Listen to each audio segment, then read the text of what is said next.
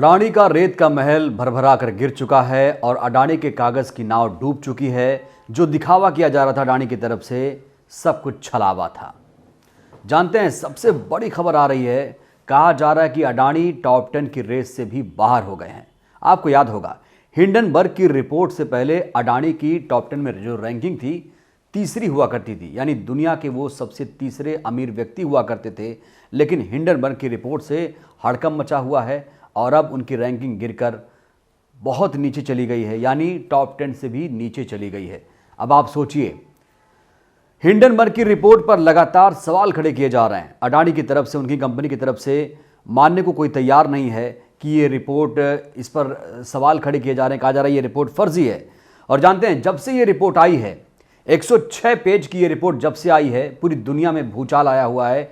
लगातार अडानी कंपनी के शेयर गिर रहे हैं, लेकिन इसका अभी तक उस तरह से इसे नहीं लिया गया है जिस तरीके से इस पर रिएक्शन आने चाहिए थे। यानी कंपनी हर तरीके से बचाव कर रही है। अब तो अडानी की कंपनी ने कहा है कि राष्ट्रवाद का भी नारा दिया है, जोर शोर से कहा है कि हमारे भारत पर हमला है। ये जो हिंडनबर्ग की कंपनी है, भारत को बदनाम करने की कोशिश कर रही है, यानी धोखाधड़ी को अडानी राष्ट्रवाद से ढकने की कोशिश कर रहे हैं। लेकिन उनकी एक नहीं चल रही है और कहा जा रहा है कि 3 दिन में उनके 58,000 करोड़ का उनकी कंपनी को नुकसान हुआ है। और इससे जानते हैं नुकसान किसका है? आपका नुकसान है। LIC में जिन लोगों ने निवेश किया है उनका नुकसान है। और हर घर में कहीं ना कहीं कोई एक व्यक्ति होगा जिसने अपने बच्चों की पढ़ाई के लिए, अपनी बेटी की शादी के लिए LIC लिया होगा, जाहिर तौर पर। और SBI बैंक, PNB बैंक ने करोड़ों का कर्ज दिया है अडानी को। और माना जा रहा है कि जिस तरीके से अडानी के शेयर गिर रहे हैं, जिस तरीके से उनको नुकसान हो रहा है, अभी तो वो टॉप 10 से बाहर हुए हैं, लेकिन लगता है वो देश छोड़कर भी चले जाएंगे अगर ऐसा रहा उनके साथ तो। लेकिन पासपोर्ट को लेकर कई सारे लोग कह रहे हैं कि अडानी का पासपोर्ट जब्त कर लिया जाए, नहीं तो अडानी देश छोड़कर भाग जाएंगे। यानी मेहुल चौकसी, विजय माल्या, नीरव मोदी की तरह इनका भी हश्र होने वाला है। और कुल मिलाकर जिस तरीके से कर्ज पर यह कंपनी खड़ी थी, वो डूब रही है। चिंता की बात तो यह है दोस्तों कि LIC और तमाम जो सरकारी बैंक हैं, वो भी इसमें डूबने की कगार पर पहुंच गए हैं। तो हिंडनबर्ग की जो रिपोर्ट, जिसका असर हो रहा है पूरी दुनिया में, जिसको लेकर चर्चा हो रही है, गंभीरता से चर्चा हो रही है, लेकिन अडानी की कंपनी इसको मानने को तैयार नहीं है। उनको लगता है कि ये साजिश है। साजिश अगर होती तो कंपनी के शेयर आखिर क्यों गिरते, क्यों लगातार इस कंपनी को नुकसान पहुंचता? क्योंकि 3 दिन में करीब 58,000 करोड़ का नुकसान बहुत बड़ा नुकसान है। LIC के करोड़ों रुपए डूब गए। अब LIC का जो पैसा है चुकाएगा कौन? ये सबसे बड़ा सवाल है दोस्तों। क्योंकि अडानी को लेकर कहा जा रहा है कि अडानी जल्द ही देश छोड़कर भाग जाएंगे, और ऐसी आशंका लोग व्यक्त कर रहे हैं। जाहिर तौर पर ऐसा लग भी रहा है, क्योंकि इस रिपोर्ट के आने के बाद ही असर हुआ है। क्या पहले वो तीसरे अमीर व्यक्ति हुआ करते थे रैंकिंग में, पहले 7वें पे आए, उसके बाद टॉप 10 से वो बाहर चले गए। अब आप सोचिए, क्या ये रिपोर्ट झूठी है? जिस तरीके से अपनी धोखाधड़ी को राष्ट्रवाद से ढकने की कोशिश कर रहे हैं अडानी, क्या ये कंपनी झूठी है? क्या ये रिपोर्ट झूठी है? क्योंकि हिंडनबर्ग ने जिन जिन कंपनियों का खुलासा किया है, उनकी लुटिया डूब चुकी है, उनको कंगाल कर चुकी है। ये इनकी जो रिपोर्ट है, नॉर्थन एंडरसन इसके संस्थापक हैं और बहुत ही विश्वसनीय रिपोर्ट इनकी मानी जाती है। लेकिन अडानी इस पर कुछ भी प्रतिक्रिया देने से इनकार कर रहे हैं और इस रिपोर्ट को फर्जी करार दिया जा रहा है। देखिए दोस्तों, संसद का सत्र भी शुरू हो रहा है, बजट सत्र शुरू हो रहा है, और जानते हैं 1 फरवरी को आम बजट पेश किया जाता है।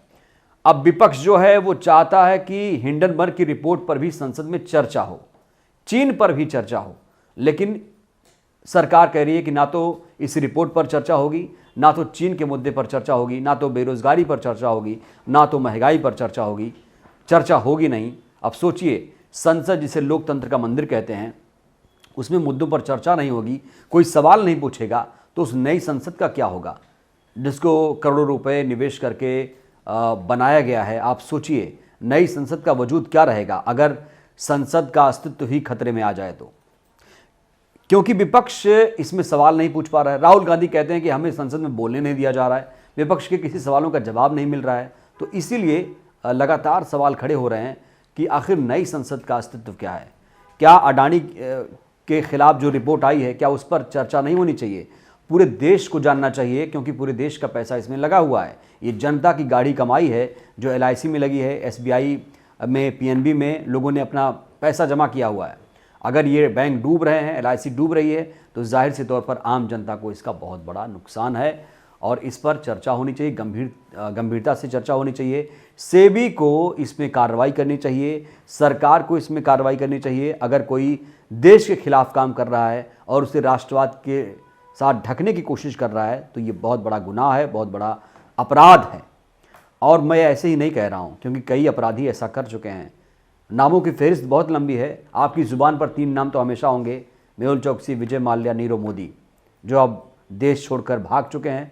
किसी को क्या पता था कि ये लोग भाग जाएंगे? अचानक भागे थे, याद होगा आपको। और इसीलिए नंबर है गौतम अडानी का। कहा जा रहा है गौतम अडानी कभी भी देश छोड़कर भाग सकते हैं। ये आरोप लगातार कांग्रेस की तरफ से तमाम बड़े बड़े वकील लगा रहे हैं कि अडानी के खिलाफ अब कार्रवाई हो जानी चाहिए थी, अब देरी नहीं होनी चाहिए। जितना देर होगा उतना अंधेरगर्दी होगी। तो अब जिस तरीके से शेयरों में कमी आ रही है, कंपनी में गिरावट हो रही है, अब ऐसे में इस रिपोर्ट के आधार पर गंभीरता दिखानी चाहिए सरकार को, बचाव नहीं करना चाहिए। क्योंकि अगर कोई देश का नुकसान कर रहा है, आम लोगों की जो भावना है इससे कहीं ना कहीं आहत हो रही है, लोगों के पैसे डूब रहे हैं LIC में जिन्होंने निवेश किया है, तो जाहिर तौर पर ये जो नुकसान हो रहा है सिर्फ अडानी का नहीं हो रहा है, हमारी जनता, हमारे देश की जनता का नुकसान हो रहा है। और ऐसे में अब कार्रवाई हो जानी चाहिए, अब बहुत देर नहीं करनी चाहिए, क्योंकि ये बहुत बड़ा गुनाह हो रहा है, बहुत बड़ा अपराध किया गया है। इस रिपोर्ट को गंभीरता से सीरियसली ले लेना चाहिए, नहीं तो बहुत देर हो जाएगी।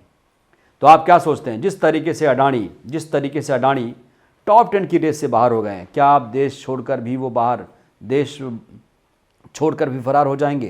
क्योंकि ऐसी आशंका लगातार व्यक्त कर रहे हैं नेता, राजनेता, तमाम लोग इस पर चर्चा कर रहे हैं कि अडानी का पासपोर्ट जब्त कर लो, नहीं तो देश छोड़कर भाग जाएंगे। लेकिन दोस्तों, मैं कहूँगा अगर किसी के साथ सरकार ही है तो उसे पासपोर्ट की क्या ज़रूरत है? क्या पासपोर्ट छीन लेने से, जब्त करने से अडानी देश में रह जाएंगे? खैर, आप क्या सोचते हैं? अपनी प्रतिक्रिया जरूर दीजिएगा। शुक्रिया। नेशनल दस्तक की आपसे गुजारिश है कि अगर इसको बचाना चाहते हैं तो नेशनल दस्तक को सब्सक्राइब करने के लिए रेड कलर के सब्सक्राइब बटन को दबाएं, फिर बेल आइकन की घंटी दबाएं। नेशनल दस्तक को बचाने के लिए बहुत जरूरी है कि हर खबर को शेयर करें, लाइक करें, कमेंट जरूर करें।